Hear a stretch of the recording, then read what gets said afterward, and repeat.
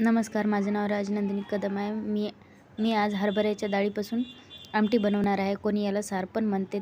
सार बनवण्यासाठी मी चिकनला लागतो तसा मसाला तयार करून घेतलेला आहे आणि अद्रक, लसूण, कोथिंबीर याची पेस्ट करून घेतलेली आहे आणि त्या एक पातेलं ठेवलेलं आहे. त्यामध्ये तेल घातलं आणि लसूण, अद्रक, कोथिंबीरची पेस्ट घातलेली आहे. नंतर हळद, मीठ आणि मसाला थोडासा टाकलेला आहे आणि ते चांगलं परतून घेतलेलं आहे.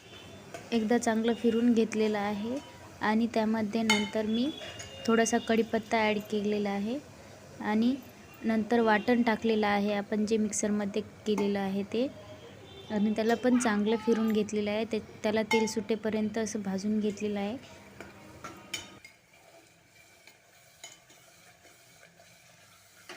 हे पाणी डाळ शिजून घेतलेले डाळीचं पाणी आहे.